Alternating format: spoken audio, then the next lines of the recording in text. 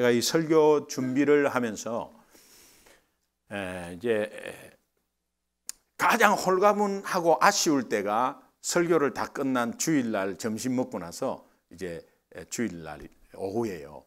좀 아쉽기도 하고, 항상 이렇게 뭐 가수들이나 아니면 어떤 이런 K-팝이나 이 컴피티션 나가면은 어떻게 잘 하셨습니까?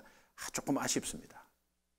준비한 만큼의 어떤 좀 아쉬운 감이 있지만은 그래도 굉장히 홀가분하고 또 어느 정도 90% 이상은 함께 준비한 것을 전했다는 생각이 들어서 홀가분합니다.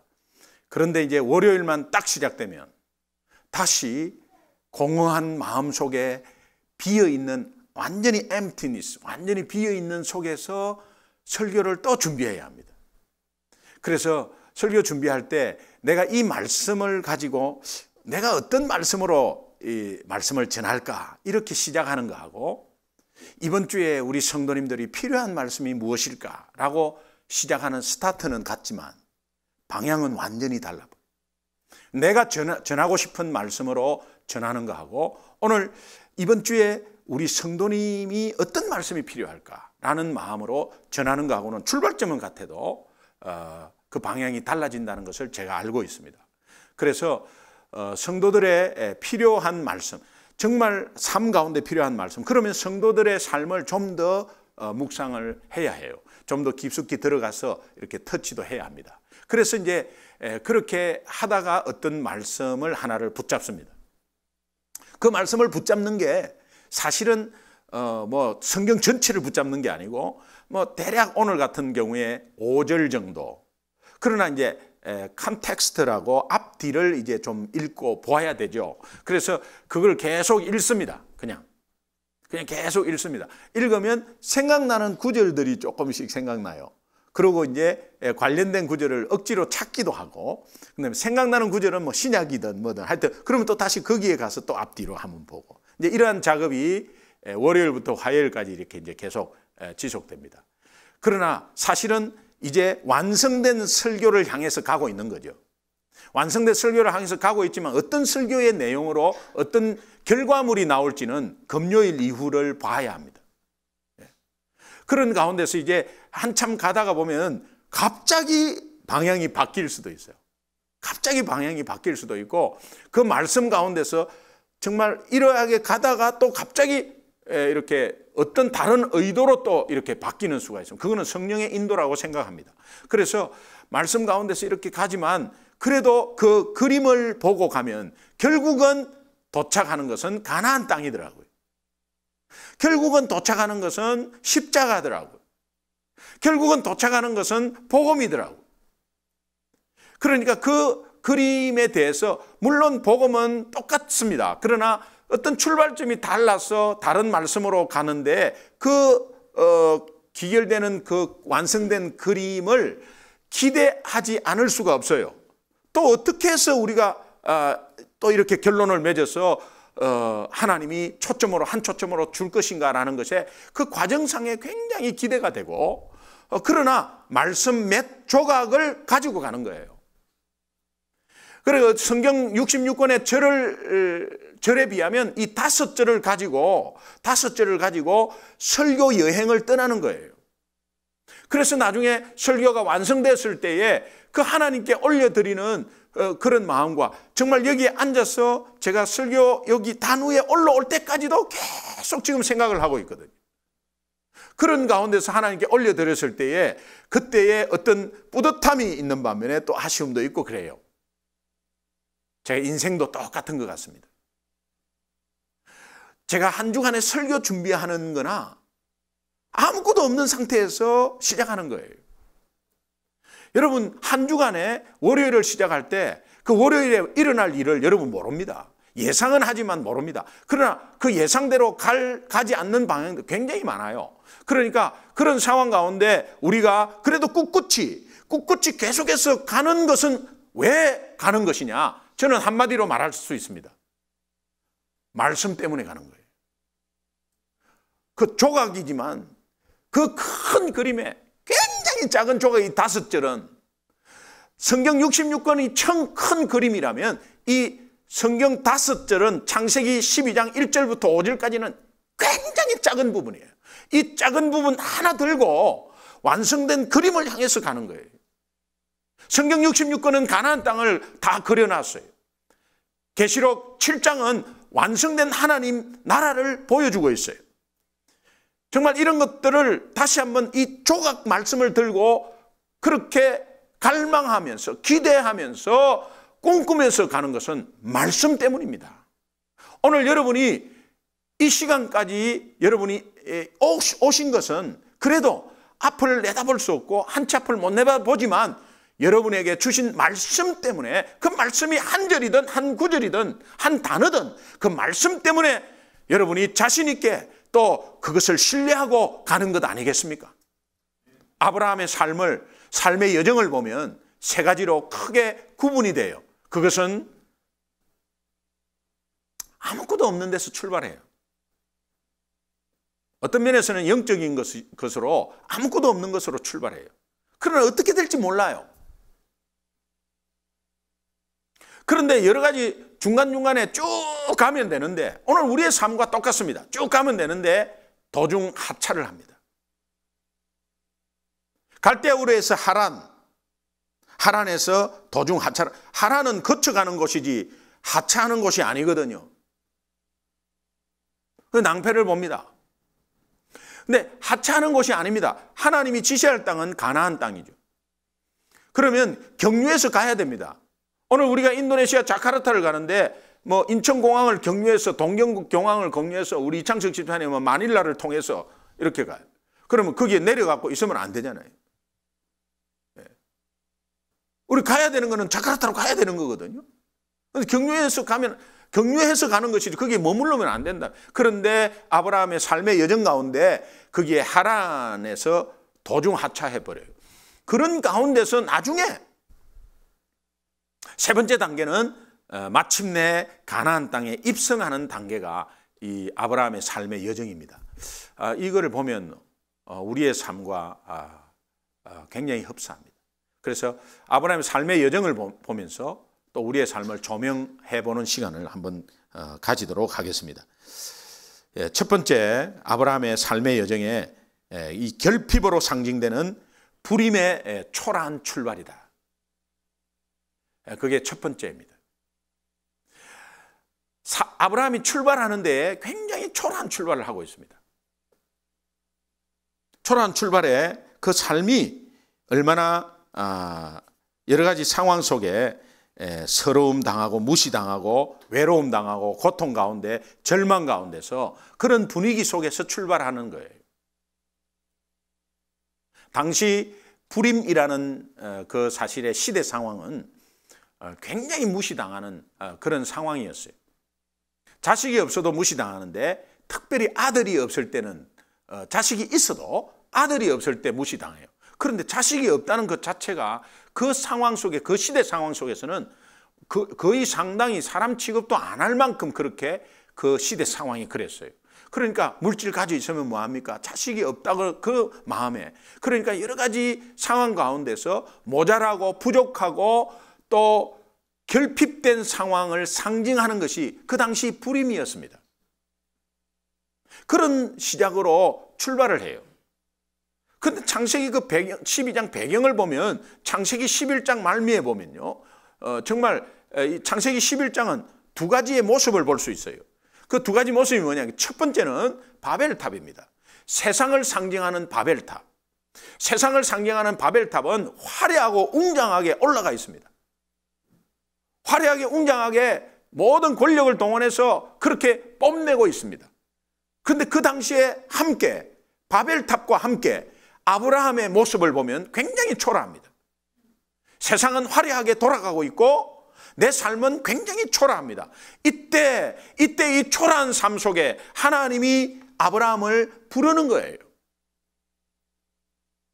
중요한 것은 창세기 11장 30절에 사레는 임신하지 못함으로 자식이 없었더라. 이 말 한마디에 아브라함의 그 전체의 삶이 어떤 삶이라는 것을 우리는 그 당시의 시대 배경을 통해서 우리가 짐작할 수가 있습니다. 굉장히 절망적인 상황과 초라한 상황이었어요. 그런데 우리가 여기에서 기억해야 될 것이 있습니다. 결핍으로 상징되는 이 불임의 초라한 출발이 아무것도 할 수 없는 상황 가운데, 사람의 힘으로서는 절대로 할 수 없는 상황에 생명을 얻게 하고 더 풍성히 얻게 하는 하나님 역사의 시작의 출발점이 여기라는 사실이에요. 이 상황과 연결해서 제가 문득 생각나는 구절이 있었습니다. 그것은 고린도전서 1장 27절에서 28절 말씀. 한번 같이 읽어보시죠. 같이 읽습니다. 시작. 그러나 하나님께서 세상의 미련한 것을 택하사 지혜 있는 자들을 부끄럽게 하려 하시고 세상의 약한 것들을 택하사 강한 것들을 부끄럽게 하려 하시며 하나님께서 세상의 천한 것들과 멸시받는 것들과 없는 것들을 택하사 있는 것들을 폐하려 하시나니. 오늘 우리의 삶이 초라하고 또 오늘 우리의 삶이 염려 가운데 있고 우리의 시작이 아무것도 없는 시작이지만 하나님이 이 아무것도 없는 시작에서 생명을 만들고 아무것도 없는 결핍된 상황에서 더 풍성히 하는 하나님의 역사의 출발점이라는 사실을 기억하시기 바랍니다. 하나님의 방법은 이런 방법이에요. 비록 바벨탑과 같은 화려하고 웅장한 위용이나 이런 것은 없지만 이 초라한 출발은 아브라함에게 그런 상황들이 전혀 나타나지 않지만 정말 남들이 보기에는 손가락질 받는 그런 상황 처지에 있었지만 도저히 남에게 말도 못하는 그런 문제를 안고 꽁꽁꽁꽁대고 있지만 세상이 절대로 할 수 없고 바벨탑이 절대로 가질 수 없고 세상이 절대로 흉내낼 수 없는 아브라함에게는 하나님의 말씀이 있다는 겁니다. 그런 11장의 상황을 반전하듯이 창세기 12장 1절의 처음 시작은 여호와께서 아브라함에게 이르되, 하나님의 말씀이 임한 것입니다.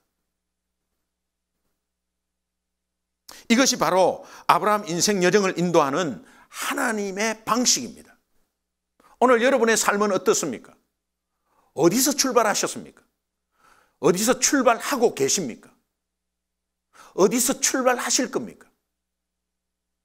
똑똑하고 아주 가진 것 많고 그런 데서 하나님이 출발해서 하나님의 역사는 벌어지지 않습니다. 오늘 우리가 궁핍한 상황에서, 결핍한 상황에서, 없는 상황에서, 초라한 상황에서 남들이 보기에 초라하고 세상이 보기에 초라하지만 그들이 절대로 할 수 없고 가질 수 없고 그들이 흉내낼 수조차 없는 우리에게는 하나님의 말씀이 있다는 겁니다. 할렐루야. 아브라함의 인생 여정 두 번째 단계입니다. 하란에서 도중하차, 그 하란으로 상징되는 도중하차에 아브라함은 갈대아 우르를 떠나서 하나님이 지시할 가나안 땅으로 가야 하는데 도중에 하란에 주저앉고 맙니다. 왜 아브라함은 하란이라는 도시에 머물게 되었을까? 하나님이 지시할 땅으로 그냥 가면 되지, 거기에서 물 한 잔 얻어먹고 그냥 올라가면 되지, 왜 거기에 머물러 버렸을까? 창세기 11장 말미와 창세기 12장을 계속해서 묵상하면 하란에 머물게 된 가장 큰 원인 제공자를 발견합니다. 이거는 남 탓을 돌리는 게 아니라 이 원인 제공자를 발견하는데 그 원인 제공자가 아브라함 아버지 데라였어요. 이것과 관련해서 스데반이 사도행전 7장에 설교할 때 이 설명을 좀 하고 있는데 사도행전 7장 2절 3절 한번 보겠습니다. 같이 읽습니다. 시작. 스데반이 이르되 여러분 부형들이여 들으소서. 우리 조상 아브라함이 하란에 있기 전 메소포타미아에 있을 때에 영광의 하나님이 그에게 보여 이르시되 내 고향과 친척을 떠나 내가 내게 보일 땅으로 가라 하시니 그랬습니다. 이 하나님의 메시지를 듣고 아브라함이 갈대아 우르를 떠나는 데 있어서 그 떠나는 주체가 누구입니까? 지금 사도행전 7장을 보면 스데반이 아브라함이 주체입니다. 아브라함이 주체입니다. 떠나는 주체는 아브라함이었어요. 그런데 오늘 본문 앞에 창세기 11장 31절을 한번 보겠습니다. 같이 읽습니다. 시작. 데라가 그 아들 아브라함과 하란의 아들인 그의 손자 롯과 그의 며느리 아브라함의 아내 사레를 데리고 갈대인의 우르를 떠나 가나안 땅으로 가고자 하더니 하란에 이르러 거기 저 31장에 보면 주체가 누구죠? 근데 이 데라가 255세에 하란에서 죽습니다. 데라가 계속 살아있다면 아브라함이 계속 거기에 있었어요. 근데 데라가 죽어요. 근데 데라가 죽는 이 말씀과 병행되는 구절을 또 사도행전 7장 4절에서 좀 발견할 수 있습니다. 사도행전 7장 4절 보겠습니다. 같이 읽습니다. 시작. 아브라함이 갈대아 사람의 땅을 떠나 하란에 거하다가 그의 아버지가 죽음에 하나님이 그를 거기서 너희 지금 사는 이 땅으로 옮겨섰느니라. 이렇게 되어 있어요.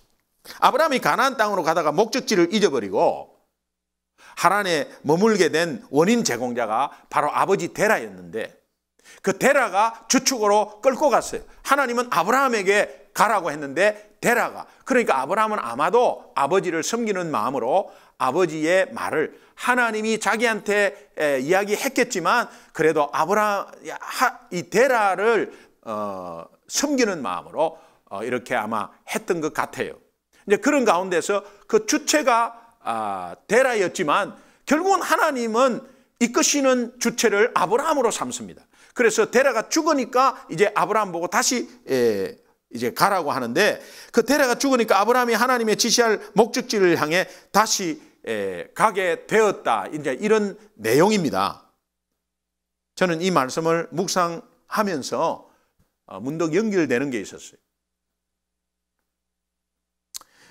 하란에 머물게 한 원인 제공자 장본인 데라, 아버지 데라. 아들 아브라함이 목적지 가나안을 향해서 가도록 만들지 않고 하란에 머물게 한 원인 제공자 이 아버지 데라. 그 원인 제공자가 진짜 이 아버지 데라였다면 제가 문득 연결되는 게 이거 우리 가정 이야기다라는 생각이 들었어요. 오늘 여러분 가정 이야기다라는 생각이 들었습니다. 내 자녀가 하란에 머물게 된 원인 제공자, 내 자녀가 교회로 나오지 않고 세상으로 주저앉아 있는 원인 제공자가 누구냐? 나 아니었습니까?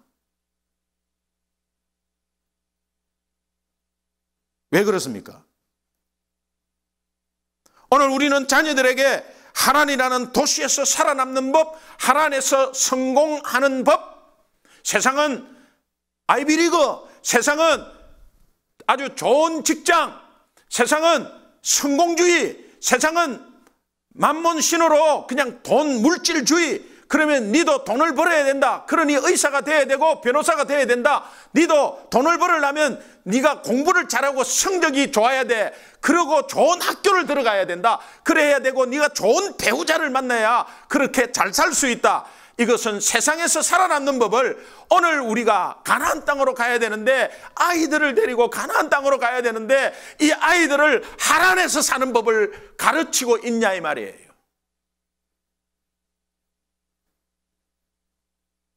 하란에 머물고 있는 장본인, 하란에 머물고 있는 원인 제공자가 나 아닙니까?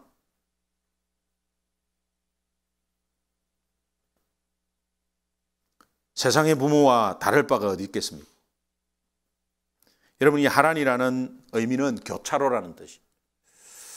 데라는 왜 하란이 그렇게 좋아서 아들을 데리고 식구 다 거기에서 정착했을까? 상업 도시, 엄청나게 발전한 이 도시에 갈대 우르를 생각하니까 너무 비교가 되고 너무 화려한 거예요. 거기에 주저앉아 버린 거예요. 갈대 우르보다 훨씬 더 매력적이고 번창한 도시. 데라는 하란에 도착하자마자 그 분위기에 젖어서 현실에 빠져들다 보니까 목적지 가나안이고 뭐고 여기에서 잘 사는 것이 목적이 돼버렸어요. 오늘 우리가 예수 믿고 이제 영적인 갈대 우르를 떠난 사람들 아니겠습니까?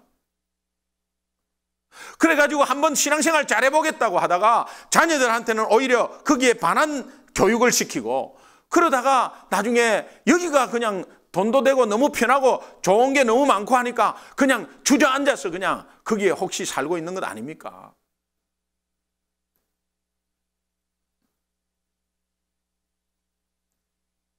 저는 목사지만은 부족한 점이 너무 많아요.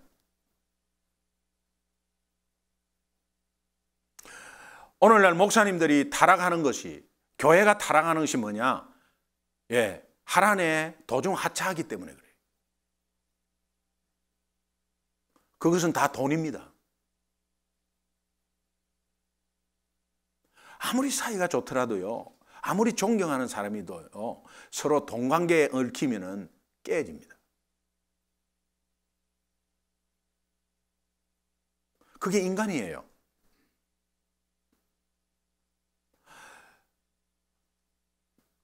대형교회 목사님들 보면은 얼마나 헌신적으로 자기의 젊음을 다 바쳤는지 몰라요. 그런데 이 대형교회가 되어보니까 이 돈이 많아지거든요. 돈이 많아지니까 그때부터 도중 하차해버리는 거예요. 저도 그럴 위험성이 하나님이 저라고 별게 있겠습니까? 위험성이 엄청나게 많은 것이 목사님들이에요. 그래서 제가 다시 한번 뭔가 정립하고, 내 마음을 좀 정립하고 준비하면서 어제 제가 이런 생각을 해봤어요. 어제 제가 여러분에게 기도 부탁한 것은 예수 잘 믿는 목사 되게 해달라고. 담임 목사 예수 잘 믿으면 모든 거 끝나거든요. 그래서 예수 잘 믿는 목사 해달라고 기도 부탁을 드렸어요. 우리 성도님들 그거 기도하고 있어요. 그런데 데라와 아브라함의 관계를 이렇게 보니까 이 자녀의 신앙 문제, 자녀가 넘어지는 문제, 원인 제공자는 딱 부모더라고 보니까. 그래서 오늘날 여러분, 자녀가 뭐 이렇게 됐다. 쟤네들 교회 안 나가고 말이야. 하도 가라 했는데도 교회 안 나가고. 그거는 쭉 삶을 뒤돌아보면 그 전체적인 그림에서 부모가 원인 제공자입니다. 여러분, 이걸 우리가 느껴야 됩니다. 그 느낄 때 늦지 않았어요. 저도 이제 그것을 대입을 해봤어요. 지금까지 자녀에게 신앙교육을 시킨다고 시켰어요. 그러나 내 모습의 연약한 모습을 분명히 봤을 거예요.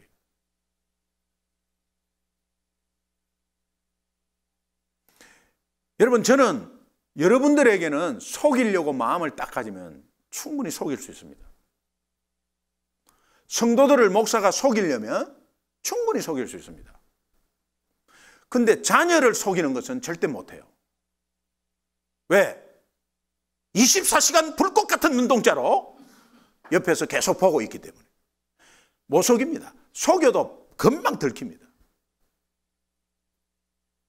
우리 아버지가 일어나서 뭐 하는 걸 뻔히 다 알고 있고, 퇴근해서 뭐 하는지 뻔히 알고 있고, 만날 때마다 뭐 하는지 뻔히 알고 있고, 뭐 뻔히 다 드러나는 건데 뭐 하는 척 해봐야 뭐합니까?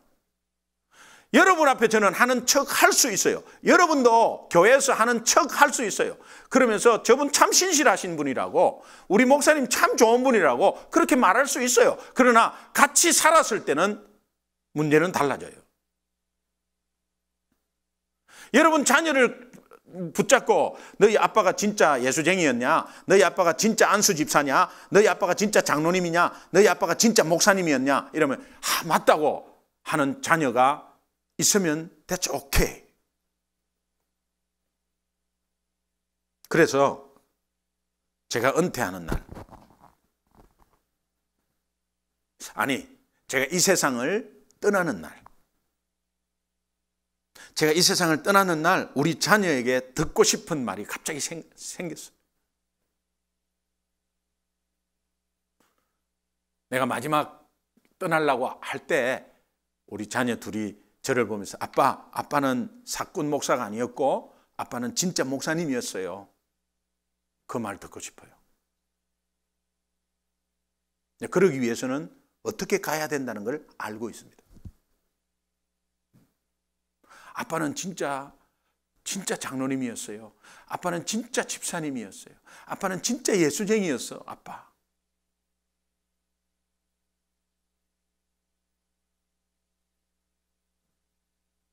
어떤 자녀 돌아보면서 아이고 돌아가실 때 되니까는 바로 돌아오네. 혹시 이런 부모 안 되길 바랍니다. 아이고 그렇게 좀 바로 믿으라 했더니 이제 돌아가실 때 되니까 이제 바로 돌아오네. 이런 부모 안 되길 바랍니다. 하란에 너무 좋아가지고 그 정착해가지고 있는 모습을 자녀들에게 보여주지 않기를 바랍니다. 자녀에게 하란에서 잘 사는 법을 가르치지 않기를 바랍니다.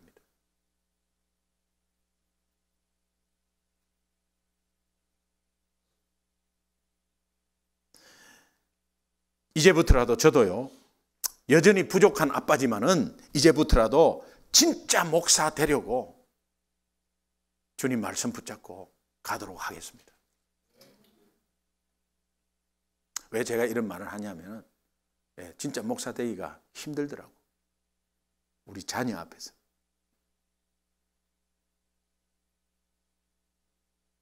제 딸이 간혹 이렇게 말합니다. 아빠 설교는 이렇게 하면서 왜 우리에게는 그렇게 하세요?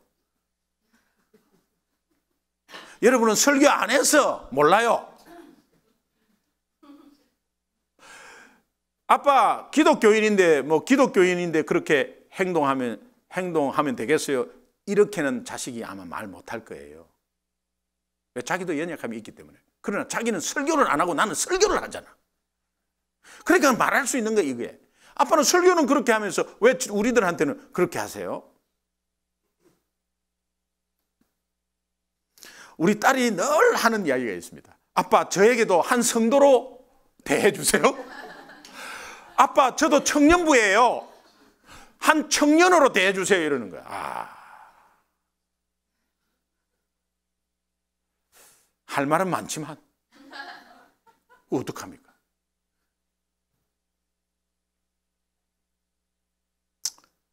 그래서 저는 이 꿈을 한번 꿔보는데요. 이 가나안을 향해서 정말 꿈꾸고 기대하고 갈망하며 달려가는 목사는 어떤 목사일까? 한 집안의 가장으로서 가나안을 향해서 달려가는 아빠는 어떤 아빠일까? 한번 고민하면서요. 그러면서 이제 자녀들하고 같이 좀 어우러져서 정말 아빠 설교한 대로 정말 아빠는 진짜 목사예요. 라는 것을 듣고 싶습니다. 제가 그걸 위해서 기도하고 또 진짜 목사 되기 위해서 제가 말씀 붙잡고 갈게요. 소중한 교회가 비록 작습니다. 목사님들이 넘어지는 게 어디에서 넘어지느냐? 내 동기 목사는 2,500명인데 여기서 넘어지는 거예요. 그러나 저는 이렇게 생각해요. 여러분 라스베가스를 만약에 간다 그러면 여러분 라스베가스에 소형차를 타고 가든 버스를 타고 가든 라스베가스로 가는 거 아니에요. 오늘 우리는 소형차 타고 가나안을 향해서 가는 것이고 저 큰 교회는 대형버스로 가나안을 향해서 가는 것 아니에요. 대형버스가 가나안을 향해서 안 가고 저 이상한 데로 가고 있으면 그게 뭔 큰 대형버스 3대든 5대든 그게 무슨 문제예요.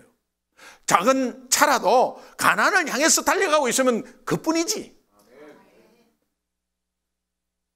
그래가지고 또 중간에서 또 누가 이렇게 해서 중형차 주면 또 갈아타고 또 가면 되는 거예요.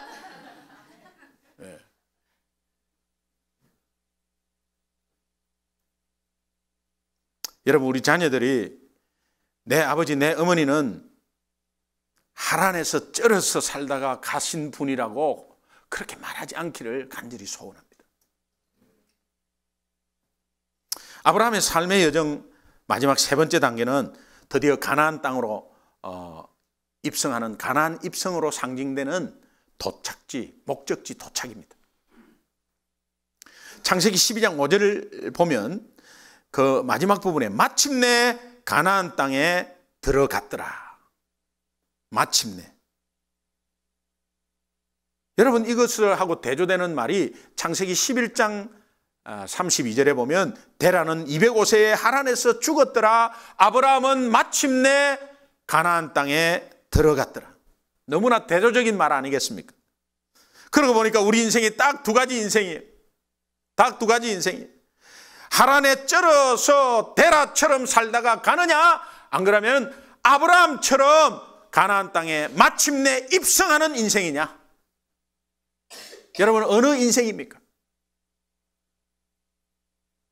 창세기 11장 30절에 사레는 임신하지 못함으로 자식이 없었더라. 32절에 데라는 205세를 향수하고 하란에서 죽었더라. 아브라함에게 현실적인 결핍, 아브라함의 죽음이라는 힘든 상황을 뛰어넘는 해답은 오직 하나님의 말씀이다. 하나님 말씀, 여호와께서 아브라함에게 이르시되, 그 말씀이 있었다는 겁니다. 그 말씀이 무엇이냐? 창세기 12장 2절이라는 거예요. 창세기 12장 2절 함께 읽겠습니다. 자, 같이 시작. 내가 너로 큰 민족을 이루고 내게 복을 주어 내 이름을 창대하게 하리니 너는 복이 될지라. 여러분의 인생에 이 창세기 12장 2절의 말씀이 들려요? 이 말씀이 하나님의 약속의 말씀으로 여러분의 결핍을 능가해요? 아니면 여러분의 초라한 인생을 넘어서는 말씀입니까? 이 말씀이 정말 하나님의 약속의 말씀이 되어서 이 말씀이 조각 하나 한 조각이지만 완성된 그림을 향해서 가나안 땅으로 소형차든 중형차든 버스든 트럭이든 가고 있나요?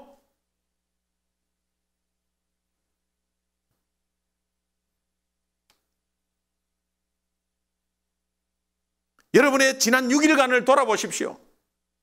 온통 하란에 쩔어가지고 귀를 닫고 살았는지, 그렇죠, 성경 한 구절 한 주간에 한 번도 안 읽었다. 그건 뭔 창세기 12장 말씀이 들린단 말입니까? 안 들려요. 하란에 쩔어서 살 수밖에 없어요.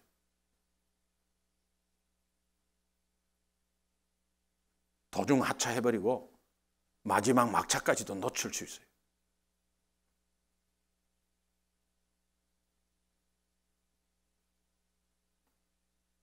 실수해서 한 것은 하나님이 다시 리커버리를 합니다. 그러나 계속 그거 모르고 그냥 거기가 완전히 온전히 목적적인 것처럼 그렇게 살다가는 큰일 난다는 거예요. 제가 미국에 처음 올 때, 미국은 뭐 알아야죠. 근데 저희 가족은 메릴랜드에서 우선 먼저 가 있었어요. 집에서 48평 아파트에 혼자 있는데 나 생전 처음 혼자 있었거든. 아, 예수 안 믿으면 소주 한 병 까겠구나 이런 생각이 들어요. 횡 하고 말이에요. 네. 이거 이렇게 떨어져 갖고 있어 갖고 되겠나 말이에요. 그럼 조금 있으면 또 같이 뭉치지만은, 이런 상황을 처음 느낀 거예요. 결혼하고 나서. 그리고 이제 부푼 꿈을 안고 이제 LA에서 이 사우스 웨스트를 타고 이제 난스탑이라고 하면서 볼티모어행을 탔습니다. 탔는데 이제 조금 있으니까 뭐 귀에, 그때는 뭐 히어링이 잘 안 됐어요.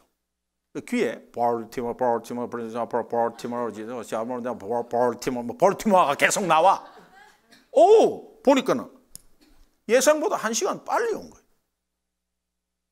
아이고, 이거 속도를 이빠이 냈구나. 원래 풀 5시간이거든, 난스탑. 근데 4시간이 됐는데, 그 착륙 준비를 하는 거예요. 그래서 막 볼티모어 하니까, 볼티모어 다 왔나 보다. 나중에 알고 보니까는 볼티모어 손님은 그 자리에 계속 앉아 계시고, 나가시지 마시고, 볼티모어 손님은 여기에서 있다가, 또 조금 있다가 뭐 며칠에 볼티모어로 갈 겁니다. 뭐 이런 건데, 그러니까 볼티모어. 그래서 나는 뭐 그게 들리지도 않고 볼티모어만 들리는 거야. 볼티모어 다 오고. 그래가지고 이제 내려가지고 막 신나게 나갔지. 그때가 밤 10시야. 그래 막 나가서 그래갖고 이제 전화했어요. 여보, 나 저 도착했다. 어머, 왜 이래 빨리 도착했어요? 그래서 빨리 지금이라도 나와라, 괜찮다 그냥. 그러고 나서 전화를 다 끊었어. 그러고 나서 이제 백이지 클레임에 가서 내 짐을 기다렸어. 다 나와도 내 짐이 안 나오는 거예요. 내 짐이 안 나오는 그 순간 아나운싱이 어떻게 들리냐? Welcome to Pittsburgh International Airport. 이 피츠버그가 뭐야, 이 피츠버그가. 그래가지고 보니까는 이 피츠버그야. 그러니까 이게 그때 10시 넘었는데 여기서 내가 미국에 처음 와가지고 이 피츠버그도 허허벌판이 공항이.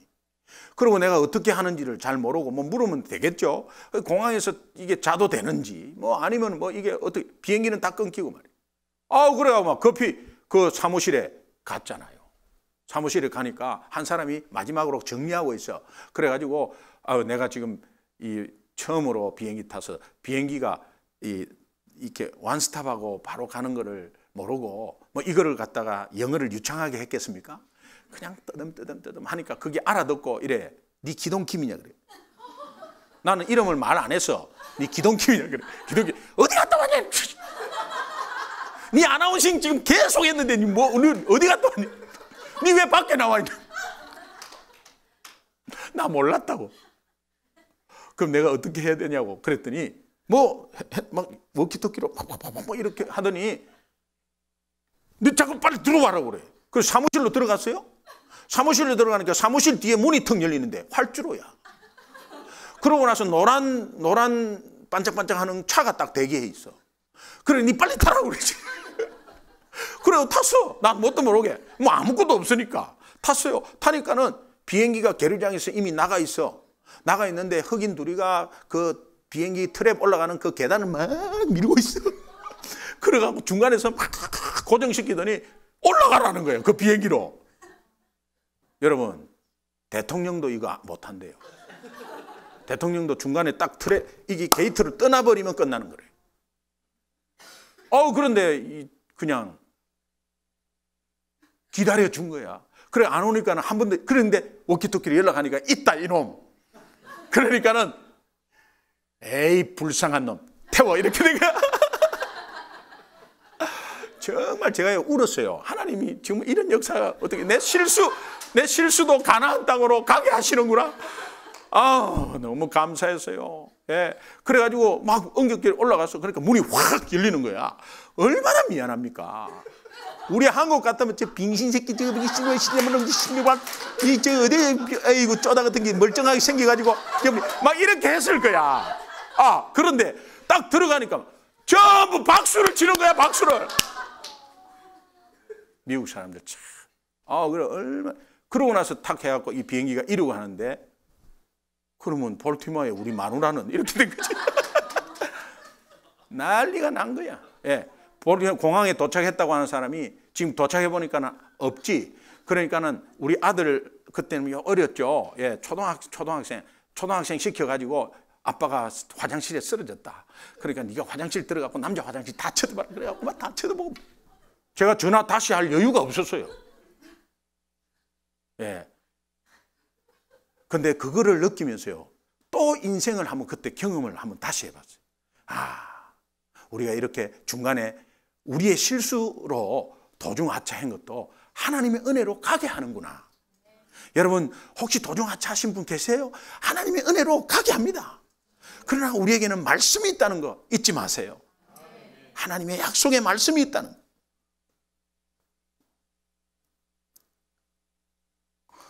우리 선교사 재충전 수련회 사실 꿈꾸고 기대하고 갈망하고 떠납니다. 그러나 오늘 우리에게 주신 창세기 12장 2절의 말씀, 내가 너로 큰 민족을 이루고 내게 복을 주어 내 이름을 창대하게 하리니 너는 복이 될지라. 우리의 복이 통로가 되어서 다시 한번 하나님의 자녀의 복이 또 생명이 탄생하는 저런 인도네시아의 1억 8천 명의 무슬림이 살고 있는 저 지역에 선교사 350가정이 잽이 됩니까? 상대가 안 돼.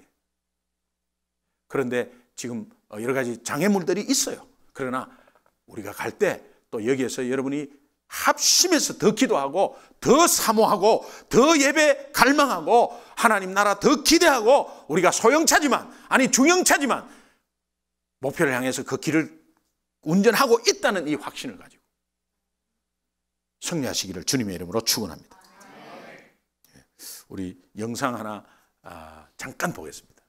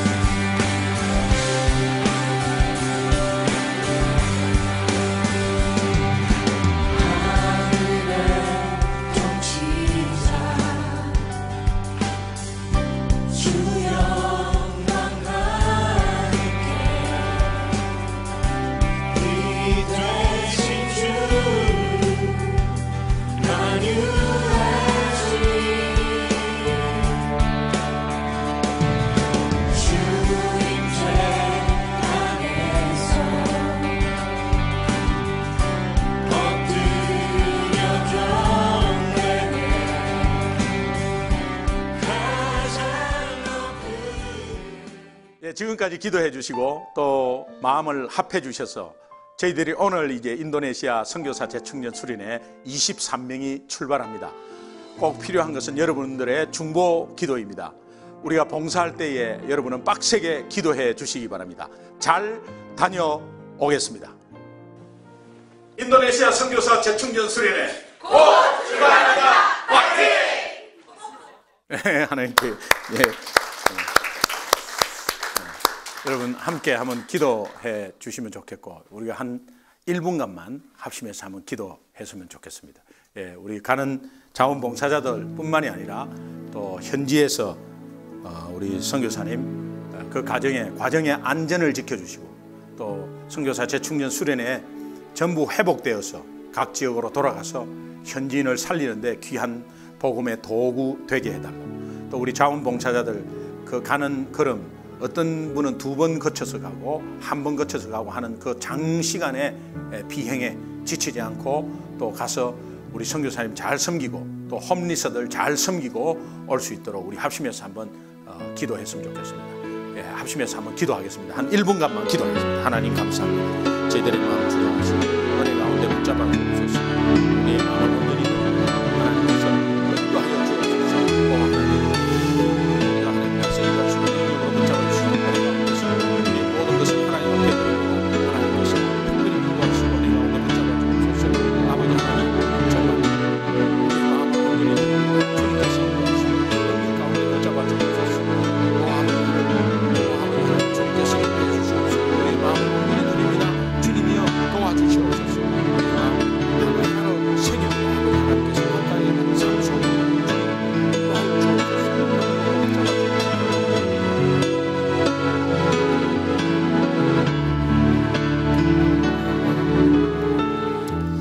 하나님 아버지, 저희 교회가 하란에서 도중하차하지 않고 내가 너로 큰 민족을 이루고 내게 복을 주어 내 이름을 창대하게 하리니 너는 복이 될지라. 이 말씀 붙잡고 다른 사역과 함께 대륙별 선교사 재충전 수련회